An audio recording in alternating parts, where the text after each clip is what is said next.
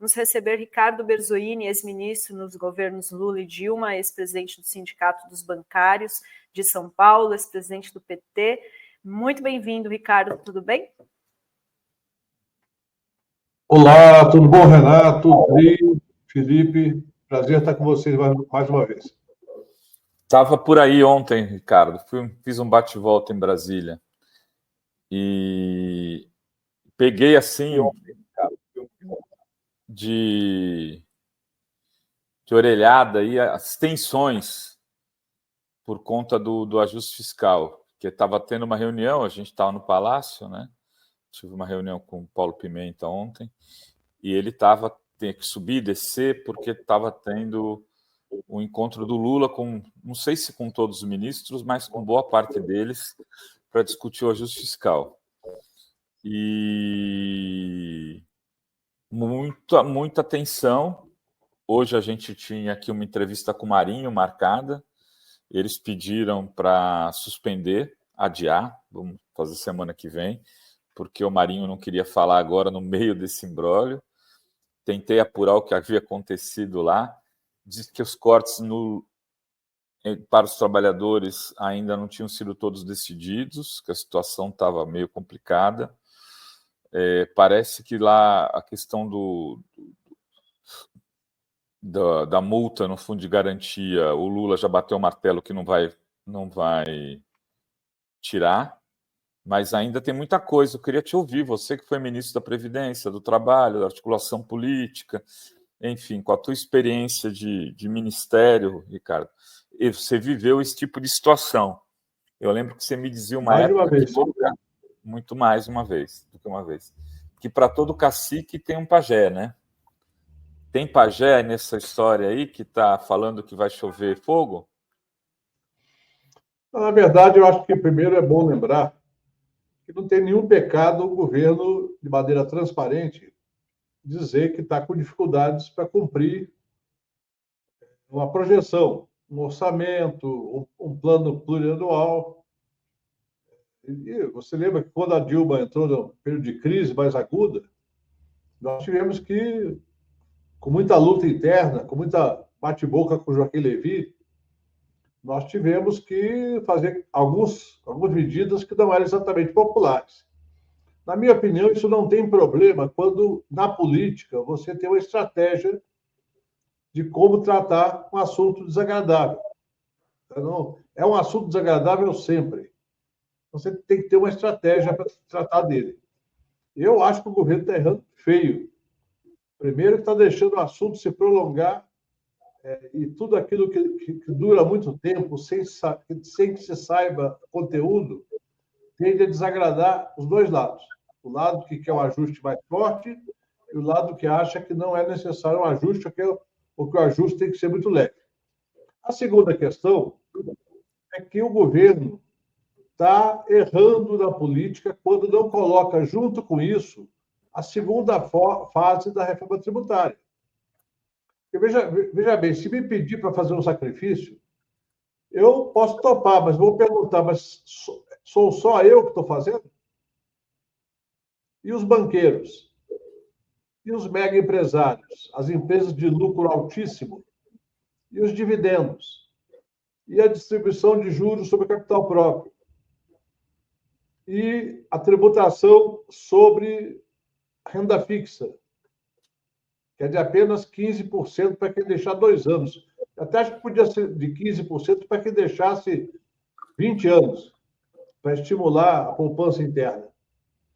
Mas o fato é que o governo está errando ao não politizar esse debate. Parece um debate que é só, vamos ajustar as contas aqui e tal. O Lula politizou no vídeo que eu vi ontem, que é uma entrevista para a Rede TV, salvo engano, onde ele coloca a problemática, mas não coloca, como diria o da Maravilha, a solucionática. É preciso ter, digamos, uma didática, senão o que vai prevalecer no movimento social, sindical, é que o governo está fazendo um ajuste das costas dos pobres. Quando o mínimo que pode esperar de um governo como o nosso, que não é um governo de esquerda, mas que tem muita gente de esquerda a partir do próprio presidente da República, o vice não é de esquerda, mas o presidente é de esquerda, é você colocar que vai impor esse ajuste também para o andar de cima, né? Então, eu creio que o governo se move de uma maneira sem planejamento e sem uma comunicação eficaz com a população, especialmente com a base daqueles que votaram no Lula, mas não são lulistas.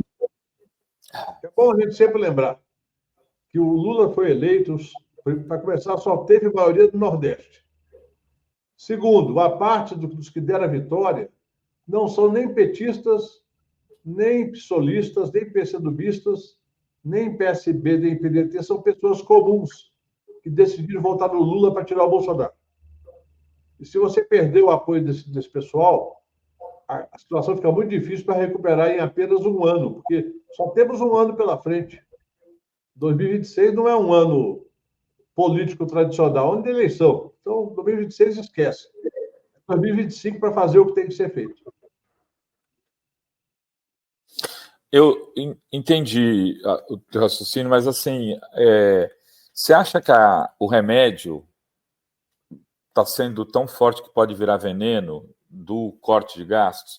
Você acha que o Brasil precisa de um corte de gastos tão grande? É por isso que eu fiz até a alusão ao pajé e ao cacique. O pajé, no caso o Haddad, está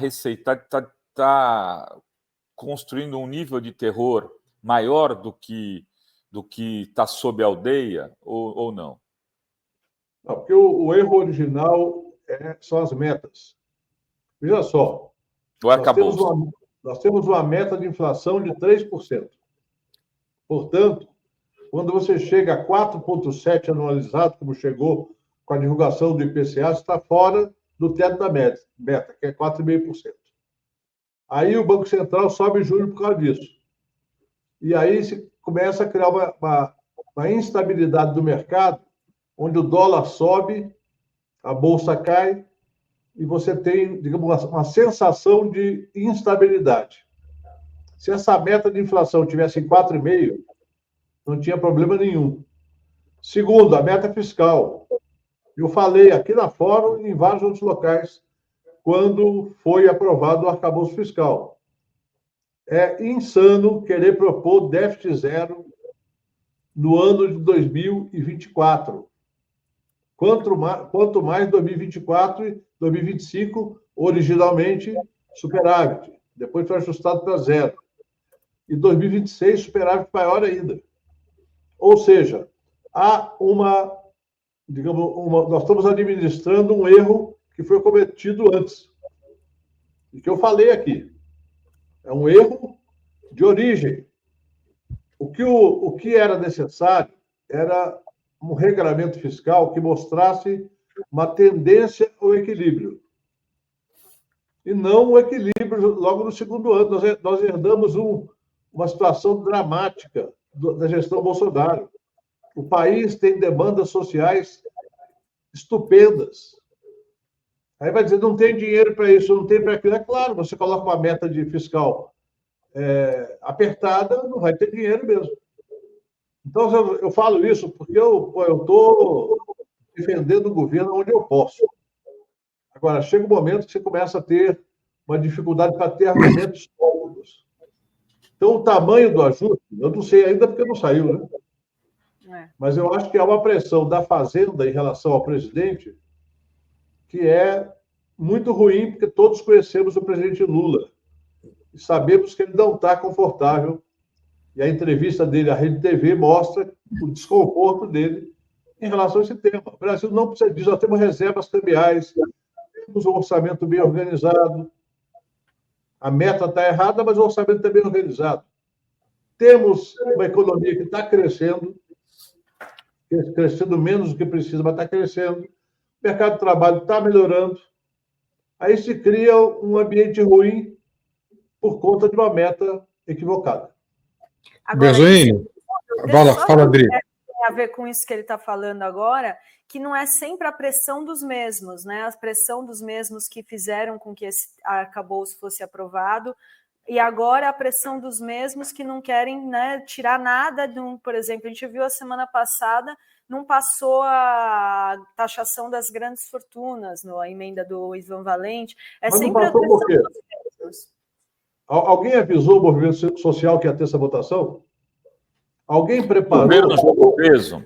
O governo foi à televisão dizer que era importante aprovar?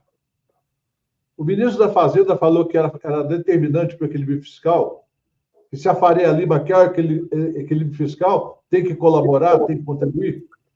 Não dá para fazer política de gabinete. Governo não é administrar, governo é liderar. E quando o governo ficar muito administrativo, ele começa a errar. E eu falo com toda tranquilidade, é hora, até pelo resultado eleitoral municipal, então não vou nem falar de Trump, que é outra história. É hora de fazer política, muita política. Botar esses ministros todos para fazer política. Gabinete pode ser confortável e ter ar-condicionado, mas tem que ir para a rua, tem que ir para as entidades, para as universidades, com o risco de ser vaiado em alguns momentos. Mas tem que ir. Ô, Bezoini, deixa eu pegar um gancho nisso que você falou sobre fazer política, né, liderar e não administrar. Eu concordo bastante com a expressão da Glaze de ontem de terrorismo do mercado financeiro. Um terrorismo do mercado financeiro na questão dos juros. E no corte de gastos, eu sei que a gente tem no máximo 130 deputados progressistas, que o Centrão com a extrema-direita tem maioria, mas são 33,6 bilhões de emendas impositivas, 8,2 de emenda PIX, 15 de emenda de comissão. Não há como fazer pressão política nas ruas, com a própria Faria Lima, para que parte do corte de gasto saia disso, apesar de todo esse clima desfavorável que nós temos dentro do Congresso. Não pode sair de corte dessas emendas? Claro, e eu creio que essa é outra forma de fazer política. Dizer para a Faria Lima que tem que contribuir, tem que aceitar a tributação de dividendos. É lei ordinária. Se não aprovar até dezembro, claro que não vai, né? Não tem nem projeto. Tem projeto de deputados, até tem um projeto meu tramitando ainda sobre isso. Se não fizer o debate sobre a tributação e o debate sobre as emendas parlamentares, fica só nas costas do trabalhador. Eu espero que essa questão do seguro-desemprego e multa do fundo de garantia, era uma espécie de troca, tenha saído fora imediatamente. Espero que a questão do abono PIS, PASEP, também tenha saído fora. Mas mesmo as outras medidas, por exemplo, o BPC, você não pode tributar o dividendo do Roberto Setúbal. Então, você pode colocar regras mais duras para o BPC. Que história é essa, gente? Que país nós estamos? Então, eu concordo, Felipe, que se você fizer, digamos, a pedagogia política, mostrar que há escolhas serem feitas, e não apenas nós precisamos resolver aqui o problema que está gastando muito com o pobre. Está gastando muito com educação e saúde. Alguém acha que no Brasil está gastando muito com saúde? Vai no hospital de base, aqui na capital federal, vai no Agarram, vai no hospital de Heliópolis, em São Paulo, vai no hospital federal de qualquer região ou hospitais estaduais e municipais. Então, é claro que tem questão de gestão, tem um monte de questões que envolvem isso, mas o SUS é subfinanciado. Não é superfinanciado, é subfinanciado. Ricardo, você falou do ajuste no governo Dilma.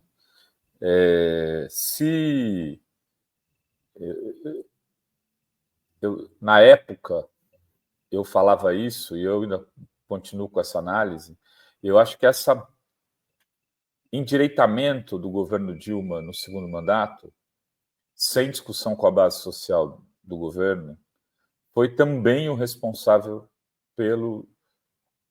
pela falta de resistência popular que poderia ter acontecido depois dela ter ganho a eleição em 2014, ganhando com um discurso à esquerda. Eu lembro que a Dilma estava se comprometendo com tudo à esquerda, inclusive, entre outras coisas, com a regulamentação dos meios de comunicação. Ela fez discursos defendendo tal e assumiu, chamou o Levi, chamou o Kassab, fez uma composição grandona e anunciou o ajuste. E em 2016 estava sob impeachment. Quer dizer, a depender do caráter desse ajuste, eu vou fazer um Fala Rovai sobre isso hoje, e da forma como está sendo conduzido, o governo pode ter uma grande crise política, porque não teve debate com a base política do governo.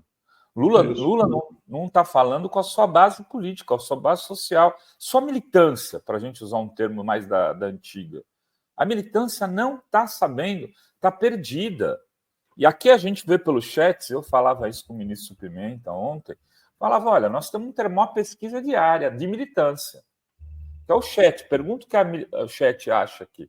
Tem 2.000 pessoas assistindo, uma excelente pesquisa. No final de 2.000 agora, nesse minuto, são 30.000 no total, 40.000 no total do programa. E a gente vê que está uma confusão, Ricardo. Mas é uma coisa de amador. Eu fico absolutamente assustado, porque o Lula é uma liderança com vasta experiência. Você sabe que nessa hora tem que conversar com os seus. Você veja bem, Renato. Primeiro, contextualizar. A Dilma estava com uma queda de arrecadação de 7%. O governo atual está arrecadando 11% a mais acima da inflação. A arrecadação está batendo recorde. Então, são circunstâncias diferentes. De qualquer maneira, eu concordo com você. E dentro do governo, eu briguei muito. Temos quase vias de fato. Por exemplo, eu propus que a Dilma mandasse, logo no começo de 2015, tributação de dividendos, eliminação da distribuição de juros sobre capital próprio e uma nova tabela do imposto de renda, pegando a turma de cima. E o ministro da Fazenda dizia que não podia fazer isso, que o mercado ia se abespinhar. Eu falei, o mercado já está do outro lado. O mercado já está tumultuando o país. E vai tumultuar ainda mais. Então, essa discussão do mercado é preciso, de uma vez por todas, fazer. E fazer publicamente. E, nesse momento, em relação a essas muitas reuniões que estão ocorrendo, e fica a imprensa ironizando, tal, que é mais uma reunião, que adiou mais uma vez, eu tenho certeza que há um embate dentro do governo. Não tem informações, mas é o que transparece. Então, eu tenho a convicção de que o governo precisa olhar isso daí não como um assunto pontual, mas como um grande episódio que marca a imagem do governo. E veja só, vou falar mais uma vez, não sou contra ajuste orçamentário quando é necessário. Não sou contra. Mas você tem que dar uma imagem de que você está fazendo distribuído, pelo menos distribuído. O ideal é fazer só para os ricos. Os ricos têm 200 bilhões por ano a ajudar o país sem ficar pobre. 200 bilhões por ano. Aí nós vamos, para economizar, sei lá, 50 bilhões, nós vamos discutir a mudança do piso da educação e da saúde, medidas para o BPC, um secretário acho que da Casa Civil ou da Fazenda falou que tem muita coisa estranha no Bolsa Família. Bom, se tem, é incompetência, porque uma das funções dos órgãos que pagam transferência de renda, previdenciária, assistencial, é o quê? É checar o cadastro todo mês. O que eles estão falando é que vão fazer um recadastramento, Ricardo. Que não vai ser. O que me falaram ontem é que vão fazer um novo recadastramento. Isso é tarefa rotineira, isso é obrigação. Isso é obrigação. Não tem que fazer um novo, tem que fazer todo mês. O Wellington Dias tirou 1,5 milhão de pessoas que estavam indevidamente no Bolsa Família. Então, eu sinceramente não estou entendendo essa desconexão de comunicação e vazamento para a imprensa o tempo todo. Vamos parar de vazar, gente. Chama o encanador para o Palácio. O Berzoini, deixa eu te fazer uma pergunta sobre estratégia de comunicação. Eu falei aqui das emendas, você tem o número, 33 bilhões em emendas, você falou, é favorável que se discuta isso com a sociedade. Você falou da Faria Lima, tributação de lucros e dividendos, fundamental que se discuta isso, se coloque na rua. Minha pergunta é, o Lula deveria liderar esse debate, se expor publicamente dizendo, gente, olha aqui, ó, os deputados têm 33 bilhões, será que eles podem ceder 10, um terço pelo menos, para eu fazer esse corte? Olha, a Faria Lima não quer tratar de lucros e dividendos, somos dos 27 países da OCDE, 26 taxam lucros e dividendos, Fernando Henrique tirou isso em 97. Você acha que o próprio Lula tinha que dar a cara a tapa ou não? Me diz. Ou isso prejudica a relação com o Congresso? Tem algum medo para isso? Qual é o medo? O que está acontecendo, então? Veja bem, se fosse um assunto secundário, ele podia falar, não, deixa isso com o ministro faz. Tal. Esse assunto é central. E se não conseguirmos aprovar, fica claro. Vamos imaginar que o governo proponha claramente, nós vamos cortar. O Renanzinho falou ontem assim, vamos cortar 10% de todos os benefícios fiscais. Ou seja, da desoneração da folha, que ainda está em parte operando, dos benefícios da exportação, dos benefícios de outra ordem. É uma fala que talvez a grande massa não entenda, mas se traduzir para português quer dizer o seguinte, ó, tem gente deixando de pagar imposto por leis que foram aprovadas. Vamos fazer, não tem a DRU, que desvincula os recursos da União, que eu sou contra, mas desvincula. Então, vamos fazer a desvinculação dos benefícios fiscais e tributários. Por 2 anos, vai até acalmar a situação. O problema é que acaba ficando só discussão monotemática de que tem que cortar isso, tem que cortar aquilo, tem que cortar aquilo outro. Olha, se tiver uma coisa que está sobrando, cortar não está errado. Mas se for cortar direitos que são direitos históricos, se for cortar, se for ajustar piso de política social, que está na Constituição, veja só, e tem um detalhe, né? Vai ter que mandar para o Congresso aprovar uma PEC.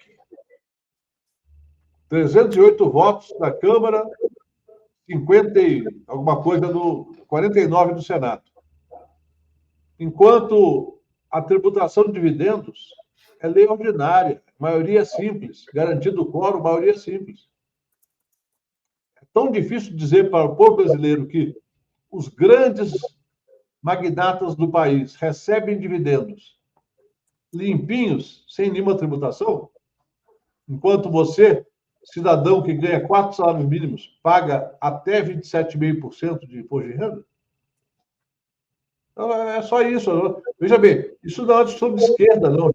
Isso é uma discussão de justiça tributária. Nós queremos equiparar o Brasil aos Estados Unidos, ao Canadá, à Alemanha, à França, a Portugal, Espanha, etc. Equiparar não significa sequer alíquotas superiores. Tem algumas perguntas aqui. O Fazo Ellison diz, Berzoini está pistola, mas não tem como discordar. Lula tem que falar com o povo, chamar o povo para atuar nas decisões políticas. E ele diz aqui ainda, e tem que chamar a auditoria dessa dívida também. O que você acha dessa questão da auditoria da dívida também? Eu já dei minha opinião, eu sei que muitas vezes eu desagrado. A dívida pública brasileira está fundada em títulos negociados no mercado. É tudo transparente, entra na página do Tesouro, tem tudo lá. Nosso problema não é auditoria. Se fizer auditoria, talvez ache algum problema lá no tempo do Getúlio Vargas, do Juscelino, mas a dívida que está sendo negociada hoje no mercado, da página do Tesouro Direto, é absolutamente legal. O TCU já fez auditoria. O TCU já fez auditoria mais de uma vez. A questão aí, na verdade, é o custo da dívida. Nossa dívida não é alta. É o custo da dívida, porque com a Selic a 11,25, é claro que ela custa caro. Se ela tivesse com juro de 8%, custava bem menos. E 8% já tem um juro real bacana aí. para quem aplica no mercado financeiro. E a outra questão da dívida é mostrar que ela pode ser administrada sem nenhuma pressão negativa para a economia. Os Estados Unidos têm 100% do PIB de dívida. Os países da Europa, quase todos, têm 90% a 120%. A Itália tem 150% do PIB. Eles conseguem administrar porque o juros lá é baixo. O Brasil é o terceiro maior, mais que o Brasil, só a Turquia e a Rússia que tem guerra, né? Agora, absurdo. Você imagina o seguinte, nós estamos falando do juros Selic. Em cima desse juros Selic tem o chamado spread bancário. Então, o cidadão que tem uma quitanda, um restaurantezinho, um barzinho, uma oficina de conserto de celular, de roupa, esse cidadão vai tomar dinheiro a 40% ao ano, 50% ao ano. Alguns se endividam, aí misturam o cheque especial e o cartão de crédito com a loja. Aí quebra. Só fora o que não quebra, porque dá receita de volta. Nós temos dinheiro que vem de Cuba, né? E de Moscou também. De Cuba não vem mais nada. Pô, vim em garrafa de uísque até, chegou dinheiro aqui, garrafa de uísque. Lembra dessa? Coitado, estou precisando de ajuda. Nossa, pois é. E agora com a eleição do Trump, eu até te perguntar isso, como é que fica a relação, mudar um pouquinho de assunto, Ricardo, como é que fica a relação do Brasil com os Estados Unidos, se a eleição do Trump, de fato, é uma boa notícia para a extrema-direita e pode significar um risco maior para a reeleição do Lula? Eu creio, primeiro, como diria o Deng Xiaoping, ao comentar a Revolução Francesa, ainda é muito cedo para avaliar. Acabou de eleição, não teve nem a pole, não teve nem o colégio eleitoral. Lá é eleição para valer no colégio eleitoral. Então, eu creio que, obviamente, o Trump será, em vários aspectos, hostil politicamente ao nosso governo, vai criar uma crise aqui com a nossa vizinha, Venezuela, e tentar envolver o Brasil nisso. Do ponto de vista comercial, eu não acredito em grandes mudanças. Porque se ele levar tarifa lá, de um lado, o Brasil pode exportar menos para os Estados Unidos, mas, em compensação, pode aumentar a relação comercial com a Rússia, com a China, com a Ásia toda, com a África e com a Europa. Então, eu creio que a gente vai ter que examinar as medidas quando elas ocorrerem a partir de janeiro, né? Que toma posse, salvo engano, 20 de janeiro. E aí cada semana vai ter polêmica. Como nós conhecemos o Trump, ele vai fazer parecido com o Bolsonaro. Toda semana tem uma polêmica, porque ele se alimenta de polêmica. Esse é o tipo de comunicação que a gente não aprendeu a combater, né, Bezoini? É o tipo de comunicação que os setores... Eu falo isso, eu fico até me tornando repetitivo aqui, chato, mas eu tenho que repetir sempre que a gente não encontrou ainda a linguagem e a velocidade da resposta.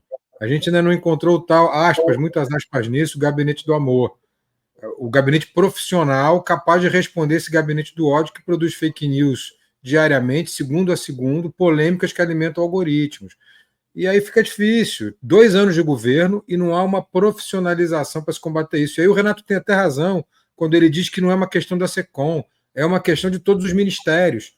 Todos os ministérios tinham que ter um gabinete que fizesse uma comunicação digital efetiva com 2 aspectos básicos, linguagem e velocidade. Sem isso, a gente vai continuar patinando e corre o risco de não chegar bem em 26. E monitoramento, né? Porque hoje, na rede social, você precisa ter um monitoramento muito eficaz. É o que a gente faz aqui na UF, é isso. Identificar o que está rolando em cada assunto. A última que teve foi o imposto de importação dos pneus. Não sei se vocês viram. Que tem um vídeo circulando dizendo que isso é um absurdo, que vai encarecer o pneu. Ora, tem uma guerra comercial. As fábricas de pneus dos países, inclusive da China, entregam o pneu aqui com preço 40% menor, 50% menor. que vai acontecer? Vai fechar a fábrica de pneu no Brasil. Se não tiver medidas de... A globalização acabou. Quem ainda acredita em globalização, esquece, acabou. Agora é guerra comercial, guerra midiática, principalmente uma guerra financeira no mundo. Então, essa coisa da comunicação, se não fizer rápido, e falaram que a Câmara também teria perdido muito porque não tinha instrumentos eficazes para fazer a guerra de versões lá contra o Trump. Não sei se é verdade, mas já recebi essa informação de mais de uma fonte. Então, é necessário que tenhamos agora, aproveitar esse fim de ano para arrumar a casa e entrar em 2025 com um outro ritmo. No governo não pode ter férias, não, viu? Agora, entrar ao governo depois desse ajuste fiscal em outro ritmo, quer dizer, se não acertar o passo com a base antes, não entra, né, Ricardo? Até para explicar, né, Roberto?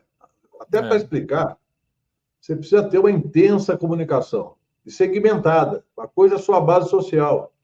Outra coisa é, digamos, aquela franja de pessoas que não são a base social, mas são atentas à política.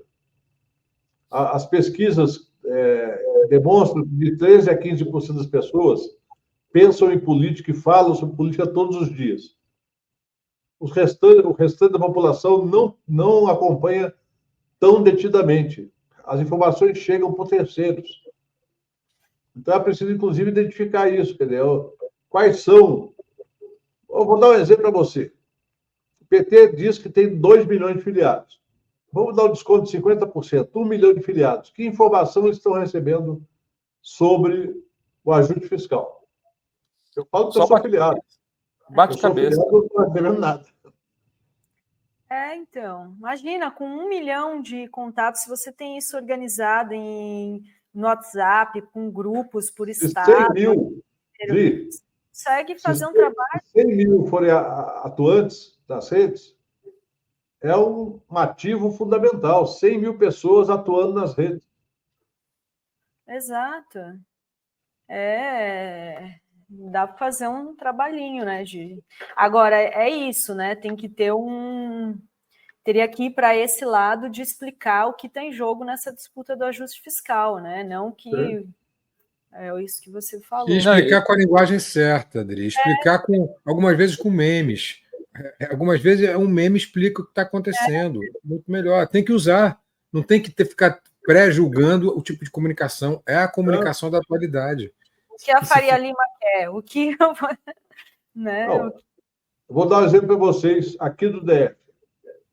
Faz parte do PAC a duplicação da rodovia, chamada Rodovia da Morte, que liga o plano piloto com Braslândia. Braslândia é uma cidade aqui do DF que tem uma característica mais rural. Tem muita produção de morango, de goiaba, muita fruta lá. E tem muito caminhão. Toda semana morre alguém lá. A duplicação está em curso. Não tem um outdoor do governo federal, mas tem um outdoor de um deputado da região junto com o governador. Não fala que é do PAC, fala que é uma obra do DF. Caraca, meu.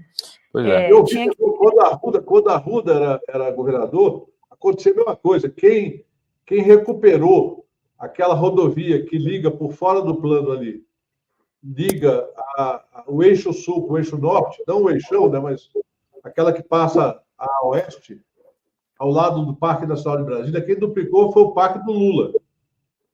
Quem botou a placa foi o governo do Arruda. Pois é, não tem um assessor que cuida todo esse segmento de... Eu sou assessor informal, eu mando avisar. Ou só um assessor do PAC, obras do PAC. Assessor especial não remunerado de VDM. O Ministério do Vai da Merda, como diria o Chico Buarque. Ricardo, eu sei que você tem que sair meio de 20 por um compromisso. Queria agradecer muitíssimo as análises aqui, a entrevista, e desejar um bom final de semana. Espera aí que chegou um superchat. da Débora Andrade, que diz: Berzoini, o Brasil vai produzir caças Gripen na AEL israelense, que está matando milhares de crianças palestinas. Não podemos patrocinar o genocídio. Essa eu não sabia, não. Eu também, eu vi que estava... Eu vi. O caça-gripe vai ser montado no Brasil é de origem sueca. Eu saiba, né? Então, também. Vamos apurar, Débora. Obrigada, Ricardo. Bom fim de semana. Até a próxima. Salve, Ricardo. Tchau, tchau. bom final de semana para todos e para todas.